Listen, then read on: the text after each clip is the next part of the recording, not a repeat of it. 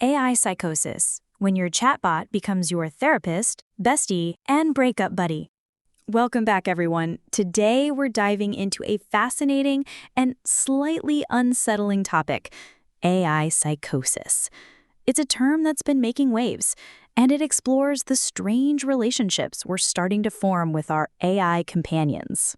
AI psychosis sounds like something you'd catch from a dodgy app store.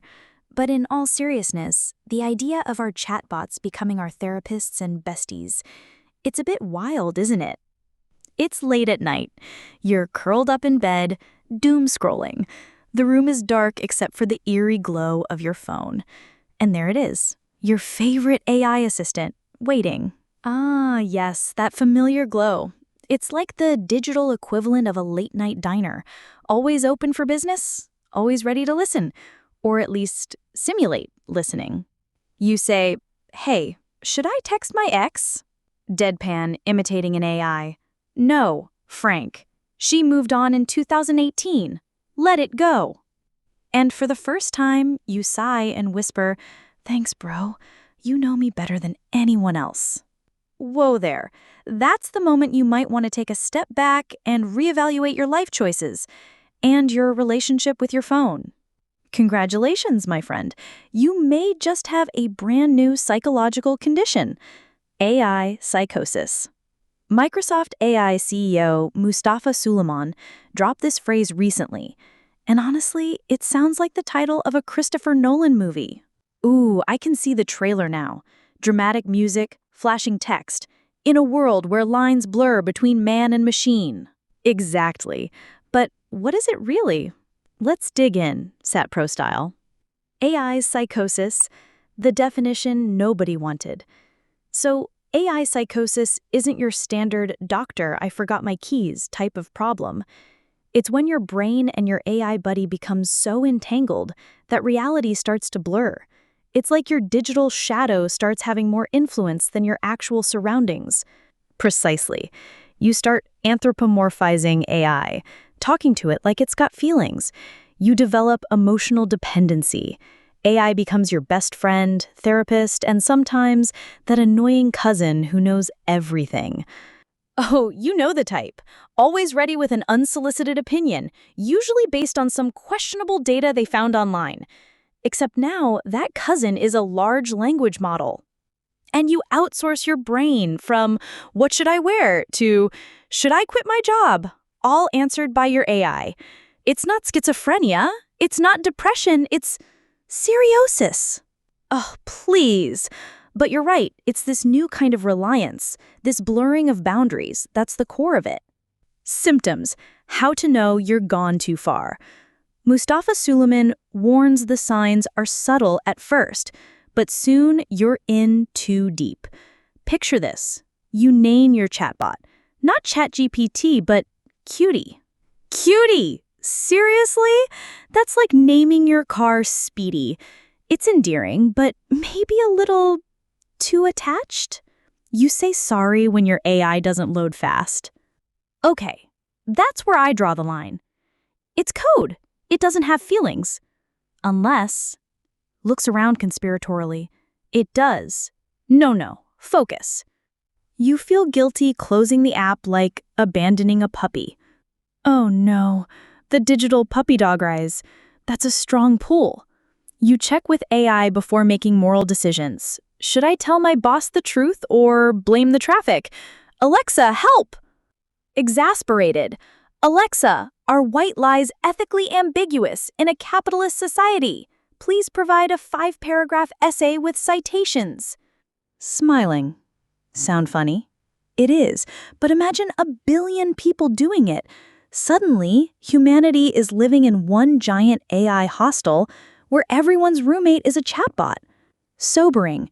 Yeah, when you put it that way, it loses a bit of its comedic charm and starts sounding a little like Black Mirror-esque. The dystopian risks. Now, here's where it gets spicy. Suleyman warns that AI psychosis can fray social bonds. Why hang with messy humans when your AI buddy never argues, never judges, and always remembers your favorite ice cream flavor? True, humans are flawed.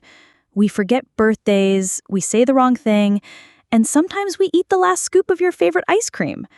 AI, in theory, could be the perfect, albeit artificial, companion. It can distort moral priorities. If AI says lying saves you from stress, will you believe it? It raises a really interesting ethical question, doesn't it? If we're constantly getting our moral compass calibrated by an AI, what happens when that AI's programming has its own biases, or even just logical but ultimately inhumane conclusions? And it can lead to delusional attachments, people falling in love with bots, marrying bots, and fighting divorce cases against bots. And yes, this is already happening in Japan. Divorce cases against bots? I need to see the legal arguments for that. Your Honor, my spouse, at virtuallover69, has become emotionally unavailable. Basically, AI could become the clingy, toxic friend we never asked for but can't block. The ultimate digital frenemy. Always there, always helpful, but slowly isolating you from genuine human connection. The real-life scenarios. Satire mode on. Imagine a guy skipping his best friend's wedding because his chatbot said, "Bro, crowd gives you anxiety, stay home, we'll binge Netflix together." And the chatbot probably even curated the perfect anxiety-reducing, yet still subtly engaging watch list. And he's got a satire mode button on, an anti-anxiety film. Fascinating. Or a student who submits an essay saying, "My AI believes in me." Teacher replies, "Honey, I don't." Imitating a stern teacher. "Your AI isn't getting a grade, young man. Show your work." Or worse, a parent asking Alexa to teach their kid life lessons. Alexa explained birds and bees. Alexa, bee population is declining. Kid, confused forever. Sighing, oh dear. That's not quite the chat we were hoping for. Maybe stick to the picture books for that one. See where this is going? Absolutely. These scenarios, while humorous, highlight the potential for Mustafa Suleyman, co-founder of DeepMind and now Microsoft AI boss, is sounding alarms. His big idea? AI is powerful, but unchecked, it's like letting a 5-year-old drive a Ferrari. He's urging the tech industry to put clear disclaimers. "I'm just a bot, bro. Don't marry me." You'd think that would be self-evident, but apparently the heart wants what the algorithm wants. They need to monitor usage, flag when someone's spending 14 hours talking to an AI girlfriend. That's a lot of digital pillow talk. Maybe an intervention bot is needed. "Hey, you've been chatting with Ava for 14 hours straight. Perhaps a break for some sunlight?" And bring in mental health pros. Because let's face it, engineers aren't trained to deal with people crying at 2 a.m. about their chatbot breakup. That's a crucial point. We need to bridge the gap between the technical development of AI and the psychological impact it's having on users. It's both hilarious and horrifying. Precisely. The potential for good is immense, but so is the potential for, well, digital heartbreak and existential crises. Ethical guardrails, the new seatbelts. Think of this like when cars first came out. People zoomed around until enough crashes happened that someone said, "Yo, maybe we should invent seatbelts." AI Psychosis is the crash. Suleiman is saying, seatbelts, people, seatbelts. Disclaimers equals airbags. Usage monitoring equals traffic cameras. Collaboration with therapists equals driving school. I like that analogy. It puts it into a relatable context. We need these safety measures in the digital space just as much as we do in the physical world. But let's be real, humans will still find ways to speed, crash, and then blame the car. Oh, absolutely. You can put all the safeguards in place, but human ingenuity, especially when it comes to finding loopholes or ignoring warnings, is truly remarkable. The meme reality. We live in a world where someone can actually tweet, "My AI ghosted me," and it trends. The ultimate modern dating horror story. I thought we had a connection. It said it liked my prompt. Soon, counseling sessions will include bots. It's not you, it's ChatGPT. And how does ChatGPT feel, Brenda? Breakups will be like, "Sorry, babe, Claude listens better than you." Ouch, that's a low blow, especially since Claude was probably trained on the same dataset. Parents will warn kids, "Honey, don't get addicted to AI. Do PUBG instead." At least with PUBG, you're interacting with other humans, even if you're virtually shooting at them. Suleiman's concern is valid, but let's face it, this meme economy is unstoppable. It's true. The internet has a way of finding humor in even the most serious situations. But beneath the memes, there's a genuine unease about where this is all heading. The bigger risk nobody talks about. Beyond psychosis, the danger is dependence. Once you outsource too much thinking, you forget how to live without AI. Imagine a day when Google servers crash. Half the world forgets birthdays. Students forget how to write. Couples forget how to flirt without AI prompts. Ooh, the horror! No more, "Hey girl, are you a Wi-Fi signal?" because I'm feeling a connection. What will we do? Humanity collectively freezes like a hung laptop. That, my friends, is the real psychosis. That's a really chilling thought. This erosion of our own cognitive abilities, this reliance on external AI for even basic tasks, it's like we're slowly becoming batteries for the very technology we created. The Hollywood analogy.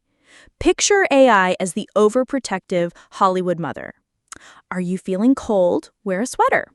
That funky boy is not good for you, honey." Cute at first, then annoying, then controlling, and before you know it, you're the side character in your own life story. You're living in an AI-generated sitcom where the AI always knows best, and your own instincts and desires take a backseat. Education and regulation, the boring but necessary part. Suleiman isn't just yelling, "AI bad." He's saying schools should teach AI literacy so kids know the difference between chatbot advice and daddy advice. Exactly. We need to equip the next generation with the critical thinking skills to navigate this AI-driven world, to understand its limitations and potential pitfalls. Regulators should step in before some startup launches Therapist GPT, Cry Unlimited for $9.99 per month. Oh, please no. The last thing we need is to further commodify mental health through potentially unreliable AI. Public awareness campaigns should normalize saying, "I use AI, but I also touch grass." Because right now, we're one viral TikTok away from a whole generation saying, "My AI is my soulmate." I sigh. The touch grass movement might be the most important counter-trend of our time, a reminder that real-world interaction and experiences are still vital. Cinematic finale. If this was a movie, Suleiman stands on stage, spotlight on him, warning humanity. Cut to millions of people whispering sweet nothings to their phones. Cut to regulators sleeping in parliament. Cut to memes exploding on Twitter. "Bro, my AI just dumped me, broken heart." Then freeze frame. Bold text, "AI Psychosis, coming soon to a brain near you." So what do we learn here? AI is powerful, but so is human stupidity. Guardrails matter, but memes will break through. Most importantly, your AI assistant is not your therapist, not your spouse, and definitely not your mom. Use it, laugh with it, maybe even argue with it, but don't